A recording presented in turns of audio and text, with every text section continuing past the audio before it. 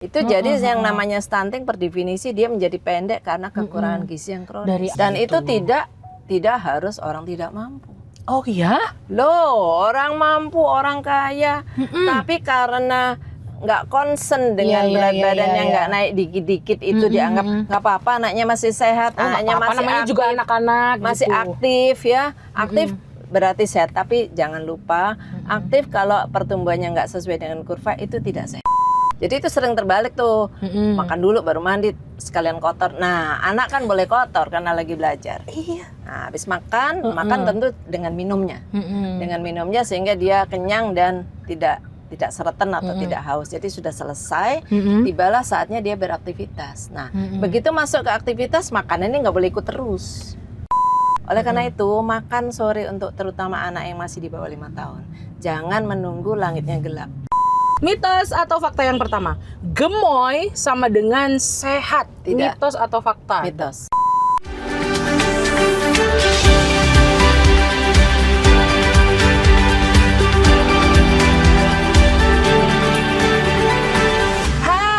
Sobat Siloam, balik lagi di Health Talk on Wheels bersama dengan Hyundai Gubeng Surabaya. Kali ini saya jalan-jalan, rawat jalan bersama dengan Dr. Tinu, spesialis anak, subspesialis nutrisi dan penyakit metabolik. Halo Sobat Siloam, saya Dr. Tinu. Itu, apa kabar? Baik, apa kabar dok?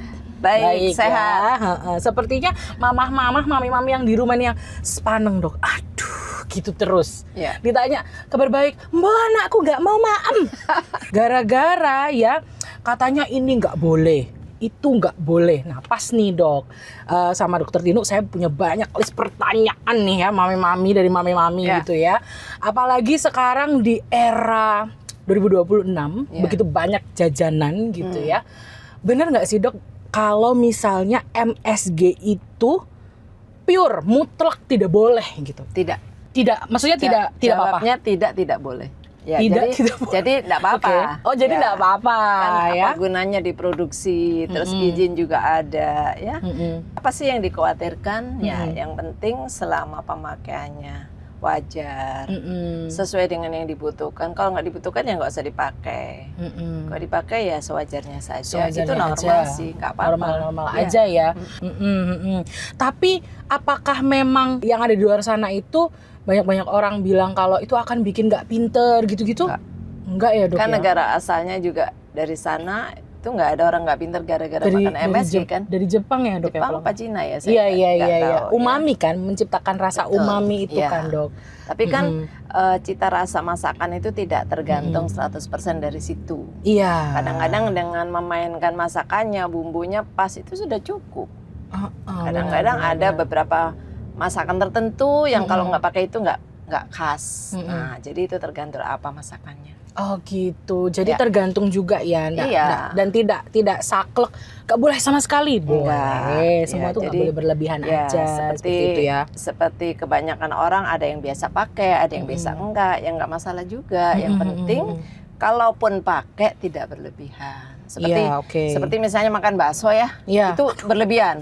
Karena kalau nyendok ini berlebihan nih, ini berlebihan nih dok, makan baksonya.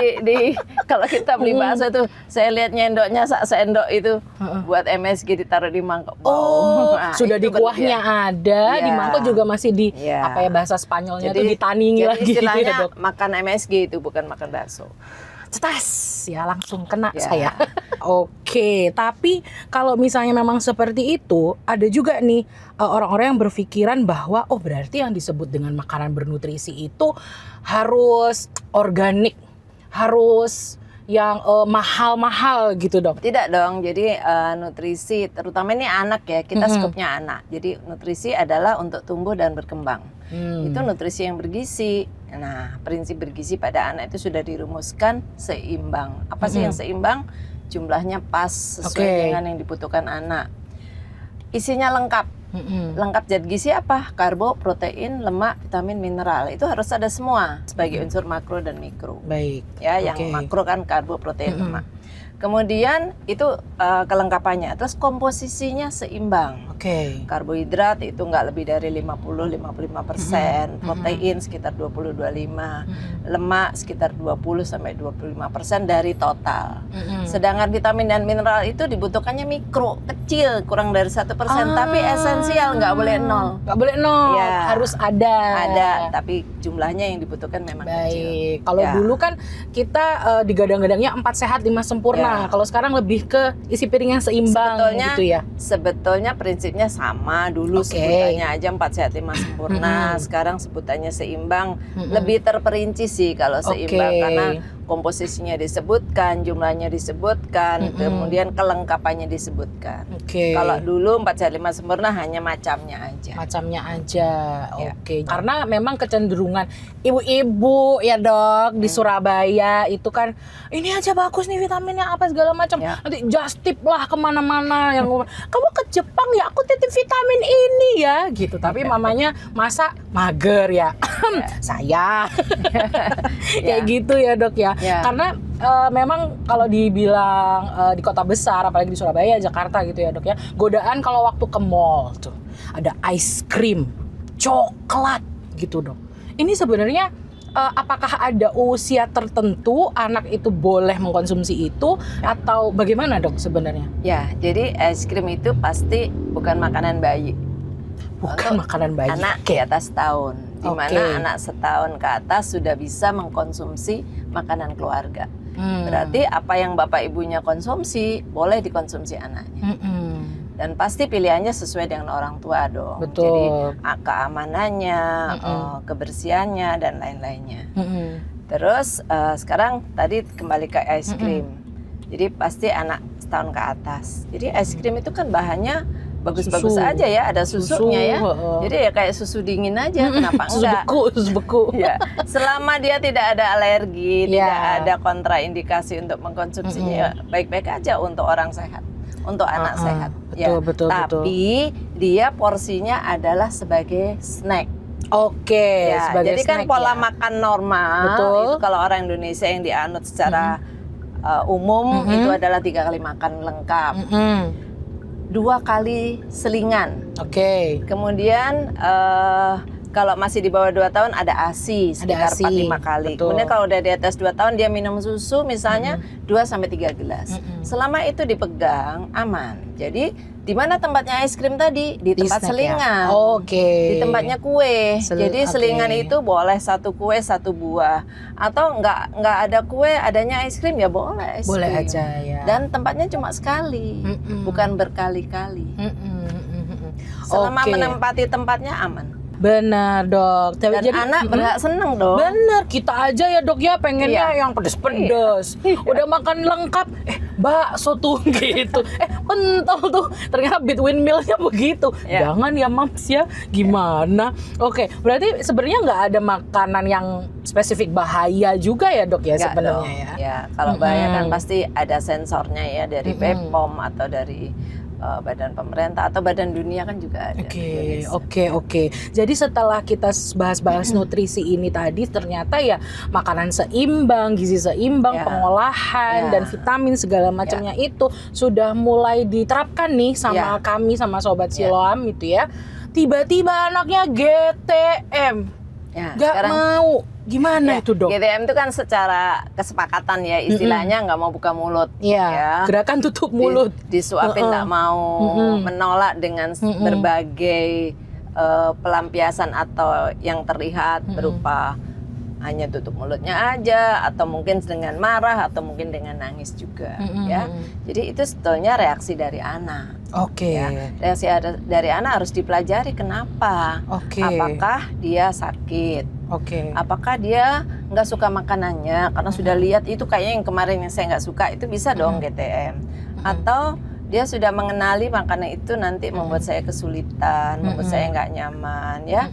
Pada anak-anak yang lebih besar, biasanya GTM itu pada anak-anak yang di atas 2 tahun ya, yang sudah bisa merespon, sudah bisa mengenali makanan, atau siapa yang memberikan, itu juga pengaruh loh.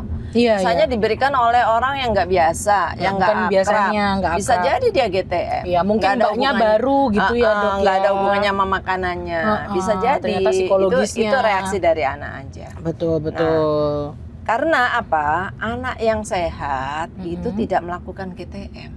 Jadi begitu GTM harus ada tanda tanya besar, anak saya sehatnya nggak utuh nih.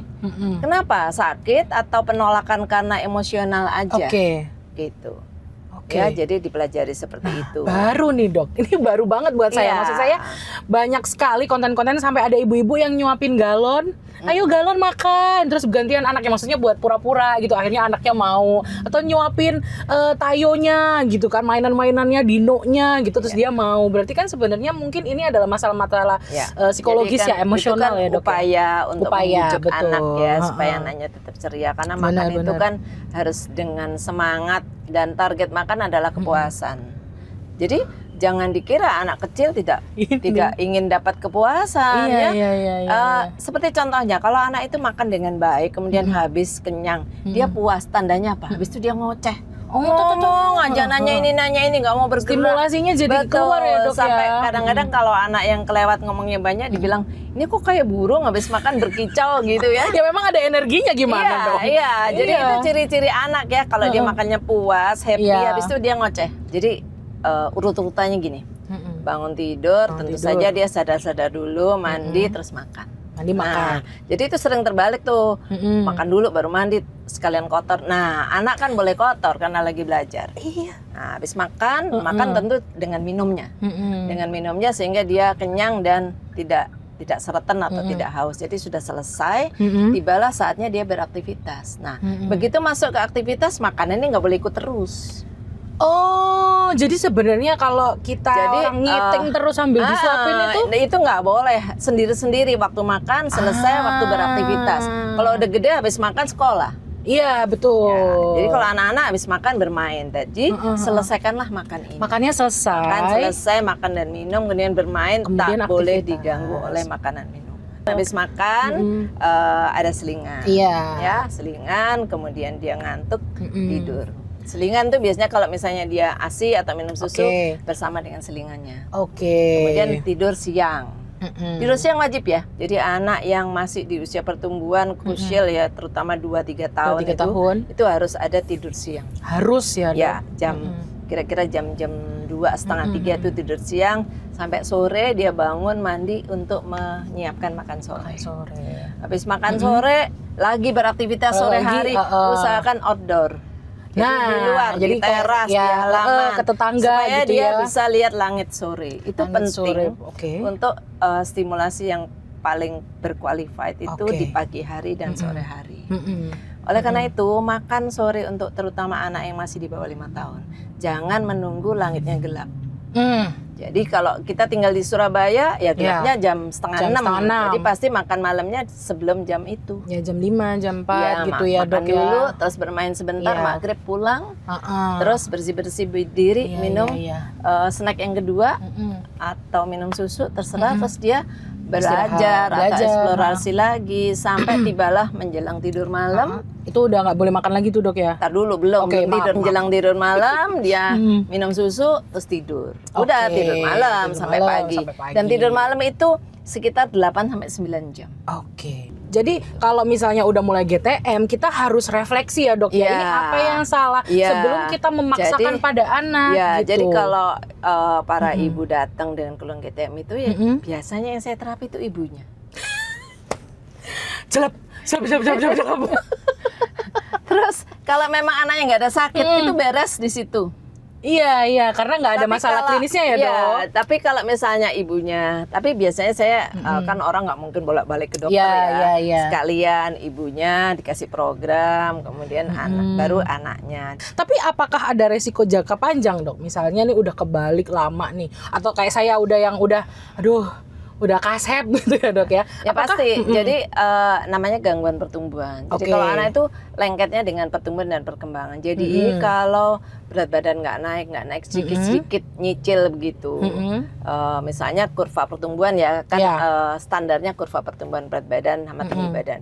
Itu kalau sudah nggak di garis idealnya yang hijau itu kan, yang di tengah-tengah itu hijau. Di kartunya itu. Sudah nggak nitik-nitik di hijau itu, jangan seneng walaupun belum merah. Itu kan melayang-layang di tengah gitu antara merah sama hijau. Nah, biasanya memang di situ belum kurang gizi, tapi sudah melambat. Oke. Sehingga kalau diplotkan ke hijaunya bisa jadi misalnya anak setahun baru kayak 6 bulan. Aduh. Anak 12 bulan, 15 bulan baru seperti 10 bulan. Jadi kan artinya pertumbuhan beratnya melambat. Nah kalau melambat di beratnya, nggak segera diintervensi, nggak segera diterapi, nggak segera dibetulkan, itu nanti tingginya ikut melorot. Yang tadinya dia lahir dengan start berat badan dan tinggi badan normal, nanti lama-lama nggak kerasa tingginya ujuk-ujuk dia nempel garis merah, ujuk-ujuk stunting. Nah itu jadi yang namanya stunting per definisi dia menjadi pendek karena kekurangan gizi yang kronis. Dari awal gitu ya, salah dari maksudnya. Jadi yang masih melambat tadi nggak segera diperbaiki. Betul. Terus kaget, loh ini kok diplot kok di bawah garis merah, ini sudah pendek, ini sudah stunting. Nah kaget lah orang. Aduh gitu. Dan itu tidak harus orang tidak mampu. Oh iya? Loh orang mampu, orang kaya, tapi karena nggak concern dengan berat badan yang nggak naik dikit-dikit itu dianggap nggak apa-apa, anaknya masih sehat, anaknya masih namanya aktif, juga anak-anak masih gitu. Aktif ya, aktif berarti sehat. Tapi jangan lupa aktif kalau pertumbuhannya nggak sesuai dengan kurva itu tidak sehat. Aktif. Dan gangguan pertumbuhan itu bisa terjadi pada saat anak masih aktif. Tapi dok maaf, kita ngomong soal ini dok, taste palate apa ya? Cita rasa lidah bayi. Apakah itu katanya gini, anak itu nggak tahu rasa enak nggak enak itu semua dari orang tua. Jadi gitu. Indera pengecap itu mulai bayi ketika dia 6 bulan itu indera pengecapnya sudah sempurna. Oke. Yang dasar kan pahit, asin, manis sama asam. Itu sudah sempurna. Jadi dan di saat itulah mulai MPASI. Jadi ketika ibunya menyiapkan MPASI, ya harus yang enak. Tapi enak kan tidak selalu dengan vetsin. Benar. Rasa yang alami dimasak aja, dimasak sesuai dengan keinginannya, kemudian diicipin enak. Biasanya kalau ibunya setuju, terutama bayi ASI ya. Bayi ASI itu biasa mengkonsumsi ASI ibunya. Biasanya seleranya nggak jauh dari ibunya. Karena ASI itu rasanya berubah-ubah sesuai dengan yang dimakan ibunya. Iya benar. Jadi biasanya ya nggak jauh lah, ibunya suka apa, biasanya anaknya juga akan suka juga gitu. Seperti itu. Itu membantu sedikit ya. Kemudian gangguan-gangguan lain yaitu tadi misalnya ada sakit dan lain. Iya. Oke, baik. Berarti dok, setelah kita berbincang ya dok ya, sebenarnya itu sah-sah saja. Tapi kapan nih dok? Kapan orang tua itu jadi kayak rem gitu? Anak saya kayaknya ada masalah makan deh, ada masalah nutrisi. Makanya jadi untuk polanya gitu. Tadi kan kalau pola makan tidak terlaksana, kita harus introspeksi dulu. Betul. Apakah kita sudah memberikan di jam laparnya? Jam laparnya pas.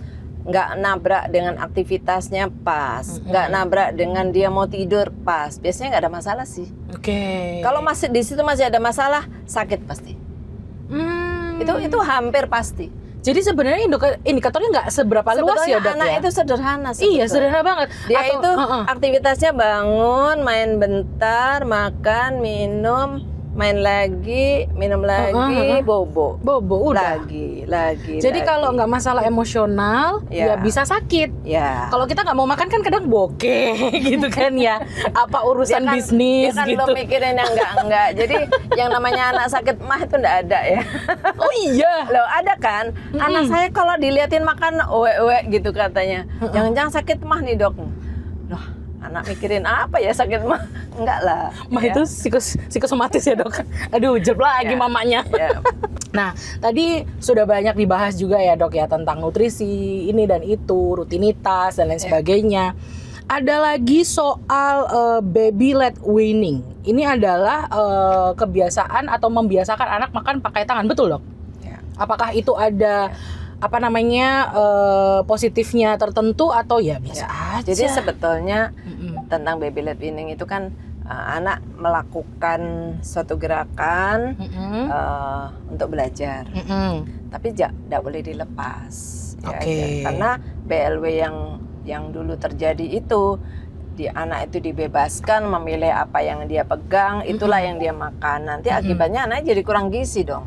Oke. Karena kan anak ini belum paham makanan yang untuk dia tumbuh yang mana. Mm-mm. Yang penting dia bisa meraih, dia gigit enak, ya itu ya yang udah dia diterusin makan. aja gitu. Jadi itu adalah fase perkembangan. Jadi mulai 9 bulan ke atas itu namanya finger food. Jadi tangannya Finger sudah food. terampil untuk memegang dan memasukkan ke mulut, kemudian dia konsumsi. Iya, Tapi betul. tetap 9 bulan kan belum makan sendiri dong. Jadi masih ada pendampingan ada gitu ya, Dok. pendampingan dan ada yang nyuapin. Betul. Jadi yang penting biasanya gini, disuapin dulu, nanti di akhir tinggal dia makan sayurnya gitu. Oke, Ditaruhlah boleh itu tuh. finger food wortel apa-apa gitu ya.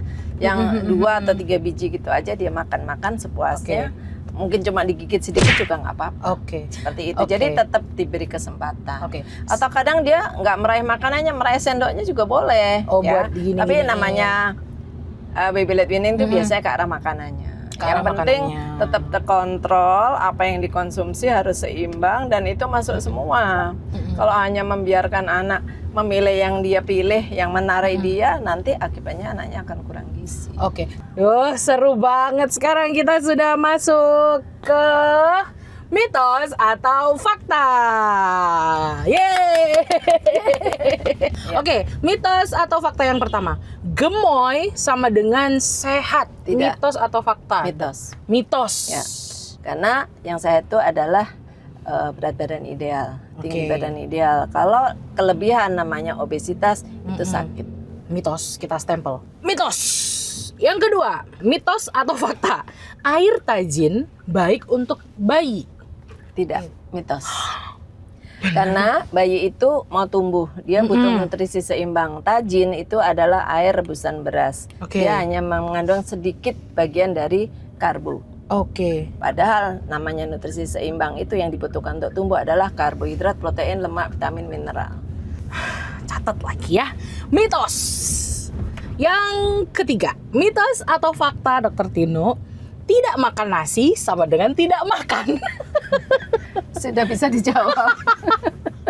Mitos lah. Mitos ya, Dok, Karena ya. sumber karbohidrat yang berkualitas itu memang di Indonesia nasi, tapi Ya. kan ada kentang, ada roti untuk anak yang di atas tahun, Ya. ya, dan lain-lain. Iya, oke. Tapi ya jangan membabi buta semua karbo digunakan sebagai makanan pokok. Misalnya Ya. ada sumber karbo yang seratnya sangat tinggi, misalnya jagung. Ya janganlah masa anaknya dikasih makan jagung.